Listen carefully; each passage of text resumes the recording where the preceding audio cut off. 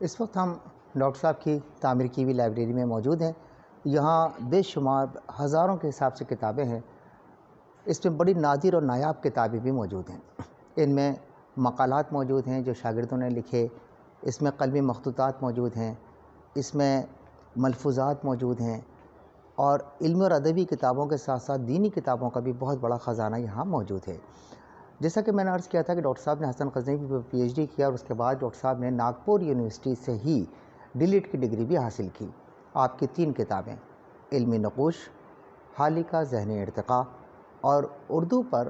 فارسی پر اردو کا اثر، حالی کا ذہنی ارتقاء اور علمی نقوش، یہ وہ 3 کتابیں تھیں جس پر ناگپور یونیورسٹی سے ڈاکٹر صاحب کو ڈی لٹ کی ڈگری ملی۔ یاد رہے کہ ڈاکٹر صاحب کی شخصیت پاکستان میں پہلے پروفیسر تھے جنہیں ڈی لٹ کی ڈگری حاصل ہوئی تھی،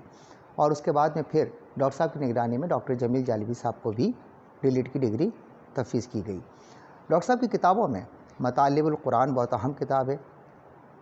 ہمہ قرآن در شان محمد، ڈاکٹر صاحب کی کتاب ثقافتی اردو، حالی کا ذہنی ارتقاء، علمی نقوش، فارسی پر اردو کا اثر، معرف اقبال، اقبال اور قرآن، اردو پر قرآنی محاورات، اور اس کے علاوہ ڈاکٹر صاحب کی ثقافتی اردو، بہت اہم کتابیں ڈاکٹر صاحب کی یہاں موجود ہیں۔ اس کے علاوہ صرف یہی نہیں، یہ ادبی کتابیں ہی نہیں بلکہ ڈاکٹر صاحب نے دینی خدمات بھی بڑی سر انجام دیں۔ ڈاکٹر غلام مصطفیٰ خان صاحب حضرت قبلہ زوار حسین شاہ صاحب علیہ الرحمہ کے مرید تھے، پھر آپ کے خلیفہ ہوئے، وہیں سے آپ کو اجازت اور خلافت ملی، اور پھر آپ نے سلسلہ نقشبند کو فروغ دیا، اور سلسلہ نقشبند کے اندر بلا شبہ آپ کے ہزاروں نہیں لاکھوں مرید موجود ہیں جنہوں نے ڈاکٹر صاحب سے فیض حاصل کیا، جسے ہم روحانی فیض کہتے ہیں۔ دوسری طرف ہزاروں تعداد شاگردوں کی ہے جنہوں نے علمی فیض حاصل کیا، ہزاروں تعداد مریدین اور معتقدین کی ہے جنہوں نے روحانی فیض حاصل کیا۔ ڈاکٹر صاحب نے روحانیت میں بھی بڑی اہم کتابیں اور اپنے رسالے چھوڑے ہیں۔ ڈاکٹر صاحب نے بڑی خدمات، بہت ساری خدمات ہیں ڈاکٹر صاحب کی، اس میں سے ایک بڑی خدمت یہ بھی ہے کہ ڈاکٹر صاحب نے حضرت مجدد الفانی رحمۃ اللہ تعالیٰ علیہ کا پہلا رسالہ جو اب تک غیر مطبوعہ تھا، ڈاکٹر صاحب نے آپ نے شائع فرمایا، اور اسی طرح حضرت مجدد الفانی کا آخری رسالہ جو اب تک غیر مطبوعہ تھا اور وہ مکاشفات عینیہ کے نام سے، وہ ڈاکٹر صاحب نے شائع فرمایا۔ اس کے علاوہ مکتوبات، مشاہیر کے مکتوبات جو ڈاکٹر غلام مصطفیٰ خان صاحب نے مرتب کیے، سلسلہ نقشبند کے وہ بزرگ جن کے ملفوظات، جن کے مخطوطات محفوظ تھے، ڈاکٹر صاحب نے حاصل کیے اور انہیں کتابی صورت میں شائع کیا۔ اسی طریقے سے مکتوبات کی اشاعت کا بڑا سلسلہ ڈاکٹر صاحب کا ہمیں ملتا ہے کہ ڈاکٹر صاحب نے حضرت معصوم شاہ صاحب علیہ الرحمہ کا مکتوبات پر مشتمل ایک مجموعہ، کئی جلدوں کے اوپر مجموعہ انہوں نے شائع فرمائے۔ وہ کتابیں سلسلہ نقشبند کی وہ کتابیں جو اس وقت اب ناپید ہو گئی تھیں، نایاب ہو گئی تھیں، ڈاکٹر صاحب نے اس کے نسخے حاصل کیے، اور اس کے بعد میں پھر اس کی باقاعدہ دیباچے لکھے اور ان کو اثر نو شائع کیا، اور یہ سلسلہ بڑا اہم ہے۔ اور فقہ کے اوپر جو کتابیں ہیں ڈاکٹر صاحب کی نے وہ مرتب فرمائیں، وہ شائع فرمائیں، اور اس طریقے سے ڈاکٹر صاحب کی کل کتابوں کی تعداد جو مرتب اور جسے تحریر کہنا چاہیے، تحقیق کہنا چاہیے، ان کو مجموعی طور پر 90 سے 95 کتابیں ان کی بنتی ہیں۔ 90 سے 95 کتابیں ڈاکٹر صاحب کی ایسی ہیں جو ڈاکٹر صاحب نے لکھی، کہ ڈاکٹر صاحب نے انہیں مرتب فرمایا، اثر نو شائع فرمایا۔ ایک کتاب کا نام ہے گلبن تاریخ، وہ بڑی اہم کتاب ہے۔ وہ ایک ایسی کتاب ہے جو علم العدد رکھنے والے لوگ یا مادہ تاریخ کہنے والے لوگوں کے لیے بہت اہم ہے۔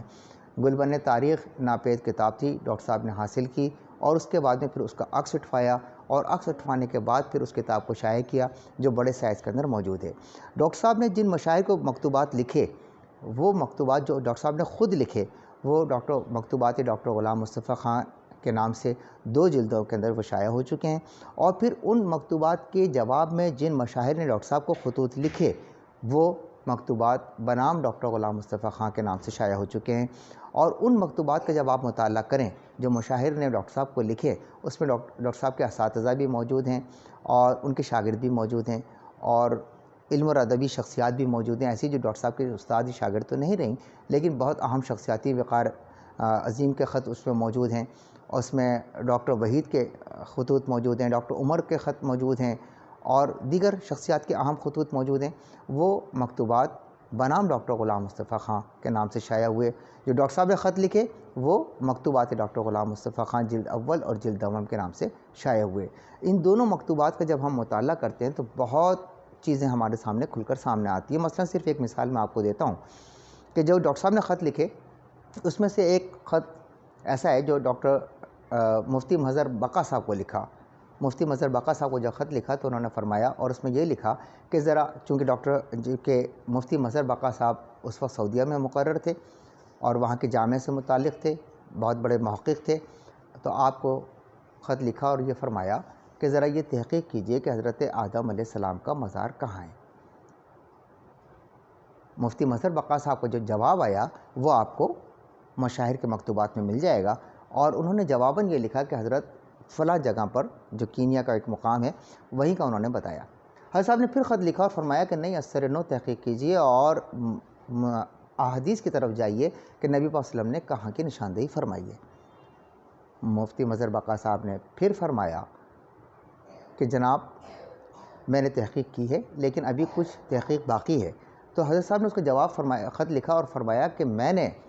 مسجد خیف میں حضرت آدم علیہ السلام کا مزار دیکھا ہے۔ ایک مرتبہ میں وہاں مراقب ہوا تھا تو میں نے مراقبے میں دیکھا کہ وہاں کے صحن میں حضرت آدم علیہ السلام آرام فرما ہیں، اور یہ بات میں نے ایک دن نہیں 2 دن مراقبے میں دیکھی۔ مظہر بقا صاحب کو جو خط آیا ہے وہ خط مشاہیر کے مکتوبات میں رکھا ہوا ہے، آپ دیکھ لیں اس کو کہ مفتی مظہر بقا صاحب نے باقاعدہ تحقیق کی اور مستند احادیث سے یہ بتایا کہ فلاں فلاں کتابوں میں نبی پاک صلی اللہ علیہ وسلم سے یہ روایت ملتی ہے کہ حضرت آدم علیہ السلام کا مزار فلاں جگہ پر ہے اور وہاں ایک مسجد تعمیر کروائی گئی جس کا نام مسجد خیف ہے۔